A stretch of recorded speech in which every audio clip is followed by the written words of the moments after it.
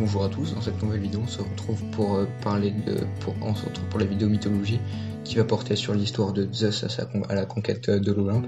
Écoutez, si cette vidéo vous plaît, n'hésitez pas à mettre un petit pouce bleu, abonnez-vous, partagez les vidéos, activez la cloche pour pas manquer de notifications. Et puis sur ce, écoutez, je vous laisse et je vous dis bonne vidéo.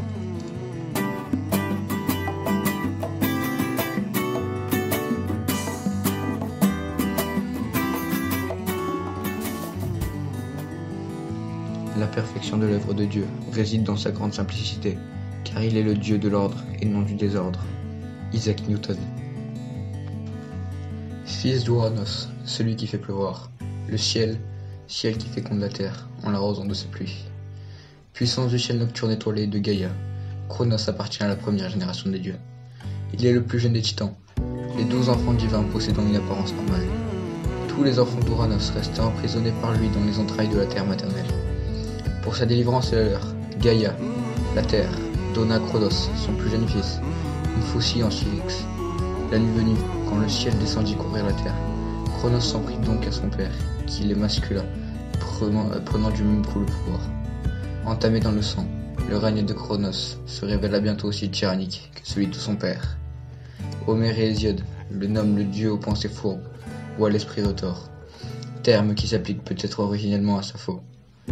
Hésiode ajoute qu'il est son père, lequel voue les mêmes sentiments à ses enfants, sans que l'on sache si cela s'applique seulement à ses enfants difformes, les cyclopes et les hécatonchyres, ou à l'ensemble de sa progéniture. Dès leur naissance, Ouranos les emprisonna dans le sein de leur mère, furieuse. Gaïa fabrique une faucille en silex et demande à ses enfants de les deux à se venger. Mais seuls Cronos, ses frères Crios, Japé, Hyperion et Céos répondirent à l'appel. Hésiode n'indique pas que Cronos assume le pouvoir à la mort de son père, même s'il mentionne par ailleurs qu'il règne parmi les immortels. En revanche, des sources plus tardives indiquent qu'une fois libérés, les titans accordent le trône à leur frère dans la première mesure et de jeter dans les profondeurs du Tartare ses frères difformes, les cyclopes et les hécatonchyres.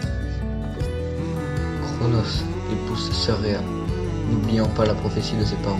Non seulement il enferma sous terre les géants et les cyclopes, mais il engloutit aussi ses propres enfants, Hestia, Déméter et Héra, puis Hadès et Poséidon au fur et à mesure que son épouse Rhea les mettait au monde. Ayant été averti par la prophétie de Gaïa qu'un jour l'un d'entre eux le détrônerait, lorsqu'arrive le 6e, Rhea, sur le conseil de sa mère Gaïa, cache l'enfant en Crète et le remplace par une pierre que Cronos engloutit directement. Ce 6e enfant portant le nom de Zeus. Rhea cache son enfant sur l'île de Crète où les nymphes Ida et Adrasté s'occupent de lui. Zeus fait tellement de bruit en pleurant que les curettes font continuellement du bruit pour cacher ses pleurs à son père. Il grandit dans un berceau suspendu à un arbre. Il n'est ainsi ni sur terre ni sur mer, ni dans l'air, toujours pour que son père ne se doute de rien. Il se nourrit du lait de la chèvre maltais.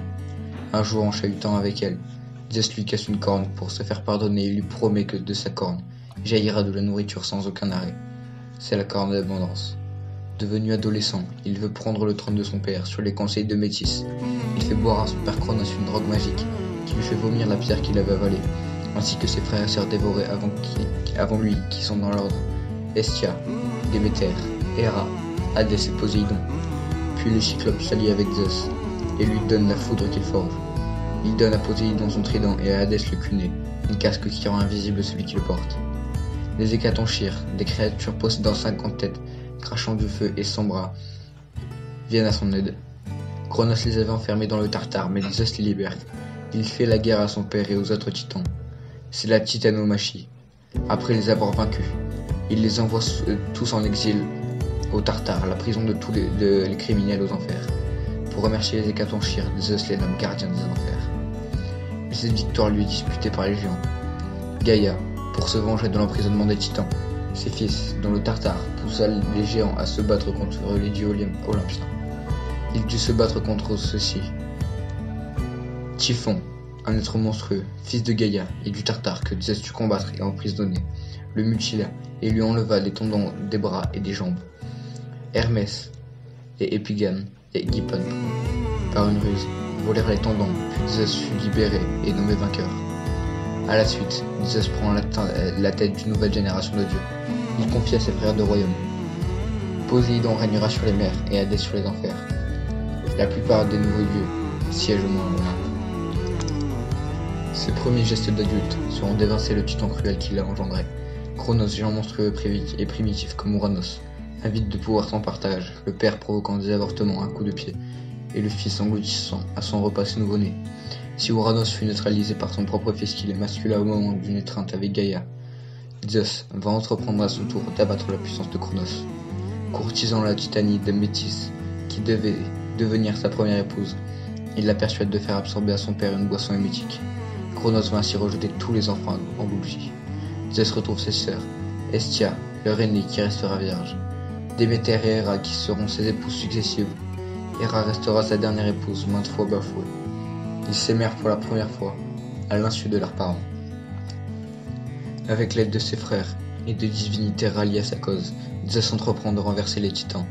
Des enfants de la déesse Styx, son allié des enfers, le rejoignent, ainsi que certains fils de Gaïa délivrés pour l'occasion du Tartare, les 3 géants cyclopes Argès, l'éclair, Brontès le tonnerre et Stéropès la foudre, tous 3 forgeront des armes de Zeus, et 3 autres géants nés du sang de l'émasculation de leur père Ouranos, Briareus et ses 2 frères Kotos et Hygiès. Ces derniers appelés les Hécatonchires, géants aux 100 bras, retiendront les titans éternellement derrière les portes de bronze dans les ténèbres insondables, au-dessous de l'Hadès, après la victoire de Zeus. Toutes les titanides et certains titans dont Japet et Océan, qui sera le géniteur de tous les dieux et déesses aquatiques, resteront en retrait de cette guerre qui durera 10 grandes années divines. Une fois la guerre contre les titans terminée, Zeus et ses 2 frères aînés Poséidon et Hadès se partageront l'univers. Le premier s'appropriant le ciel, le second la mer, le troisième le monde souterrain.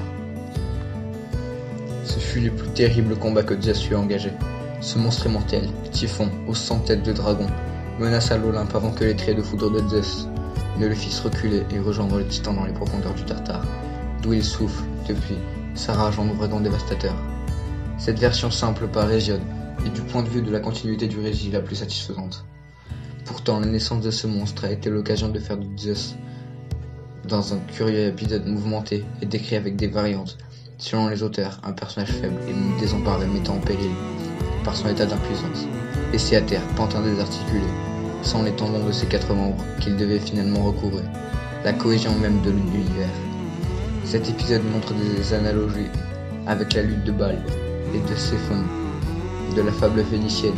On a pensé aussi à le rapprocher de la légende du Seth, égyptien, poursuivant Osiris.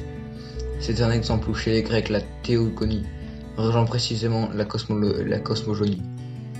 Par ailleurs, le mythe de Typhon, génie maléfique et indestructible, ressurgira plus tard dans notre religion pour incarner Satan. Les 3 filles et les 3 fils de Cronos, Déméter, Hestia, Héra, Zeus, Poséidon et Hadès, forment la lignée directe des grands Olympiens. En seconde génération, seuls 4 enfants légitimes de Zeus sont majoritairement admis. Le fils d'Héra Héphaïstos et Arès, les jumeaux de Leto, Apollon et Artémis. Les 3 derniers, Aphrodite, Dionysos et Athéna, ont en commun des naissances difficiles à établir. Héra est la personnification féminine de la belle saison. Ce n'est que par la suite que son union avec Zeus est interprétée comme le prototype de l'union légitime. Son union avec Zeus, ciel diurne, symbolise le retour de la partie claire de l'année. Ainsi, l'Héra porteuse de vie d'Empédocle est celle qui apporte une récolte abondante. Sœur de Zeus, elle est donnée comme épouse définitive et officielle du dieu. Mais il apparaît souvent au détour des récits que les 2 époux se fréquentaient de longue date. Ils eurent Arès, Hébé et Ilithyie. Et la tradition n'oublie pas leur fils Héphaïstos, qu'Hésiode peut faire naître d'Héra, sans principe mâle.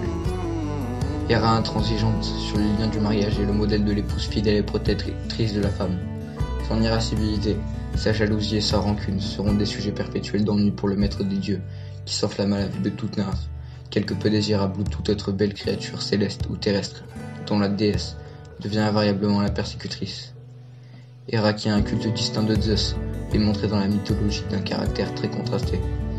Tantôt victime de la colère vengeresse de son époux, elle peut aussi lui opposer une forte résistance et jusqu'à la traîtrise, puisque selon le récit, elle n'aurait pas hésité, sans l'intervention de Thétis, à neutraliser son pouvoir. L'Iliade lui attribuait l'enfantement de Typhon, considéré généralement comme une créature du Tartare. Leto. D'après Hésiode, elle est la fille du titan Céos et de sa sœur Phébé. Selon les premiers mythographes, elle est l'épouse de Zeus avant que celui-ci n'épouse Héra. Métis, une océanide, sa maternité fut assombrie par la prédiction de Gaïa, qui avertit Zeus qu'une fille naîtra, aurait autant de sagesse que son père, et qu'un fils qui suivrait le détrônerait. Zeus avale son épouse enceinte, mais selon une version plausible, sous la forme d'une mouche sous laquelle se cachait Métis, prompte au déguisement. Sa fille Athéna, une fois formée dans son ventre, ressortit adulte et tout armée de sa tête, ouverte par la hache d'Héphaïstos. Thémis, une Titaïde, elle enfanta de Zeus les 3 heures et les moires. Selon une autre version, Thémis serait l'épouse du titan Japet, avec qui elle aurait eu Prométhée. La naissance des 3 moires reste une interrogation. Hésiode les donne comme les filles du couple royal, et elles aidèrent Zeus dans son combat contre le titan, mais sont aussi désignées comme les filles de Nyx, créature divine, née du chaos qui les engendra, sans principe mâle. Eurynomée, une océanide, de qui Zeus engendra les 3 charites, pour les plus connus. Déméter, une olympienne, sœur de Zeus, déesse d'une grande importance, mais dont les relations avec cet époux épisodique sont limitées. Dionée, une déesse primitive, amante de Zeus, son rôle semble lié aux oracles. Maïa, une Pléiade, elle est mentionnée puisque d'essence divine, mais elle aurait été plutôt un amour passage de Zeus déjà marié à Héra. Thétis, une Néréide, sœur d'Eurynomée. La tentation tourna court puisque Zeus tomba sous le coup d'une des prédictions de Gaïa, qui restera une véritable malédiction familiale. Le fils qui naîtrait de cette liaison surplanterait son père. Elle fut mariée par précaution au mortel Pélée. Sémélé est la fille d'Harmonie, la fille d'Arès et d'Aphrodite, et de Cadmos, roi fondateur légendaire de la cité de Thèbes. Zeus, en religuant les titans dans les bas-fonds du Panthéon, des créatures frustes et malfaisantes, débute la grande mythologie olympienne et préfigure la maturité de la culture grecque, car Zeus et ses congénères vont vivre désormais intensément à travers des récits imaginatifs, une littérature de haute volée et un goût artistique prodigieux. Les titans vaincus tomberont dans l'oubli et resteront à jamais, sans culte pour les honorer. Originellement dieu du ciel diurne, sa mort a été envisagée dans le cadre du cycle cosmique. Ainsi les Crétois montraient le tombeau de Zeus au mont Loubouchtas, qui contenait sa mort au grand scandale des autres Grecs. Les montagnes dont le sommet tutoie les nuages et les éclairs vont être le truchement sacré privilégié entre Zeus et les hommes. L'Olympe, principalement, mais aussi le Parnès, le Pélion, le Lycaïon, etc. C'est de ces hauteurs terrestres qu'il descend parfois vers les hommes, et c'est tout naturellement qu'Iris, dans l'arc coloré joignait la terre aux cieux, fut sa messagère. Bien que l'étymologie indique que Zeus était à l'origine du dieu du ciel diurne, de nombreuses villes grecques ont honoré un Zeus local qui vivait sous terre. Les Athéniens et les Siciliens honoraient Zeus ou Katachtonios, c'est-à-dire le dieu souterrain, car du ventre de la terre sortent les cultures. On constate une fois de plus l'extrême prépondérance de Zeus, Hadès son frère qui en est le dieu légitime est souvent supplanté dans ce rôle.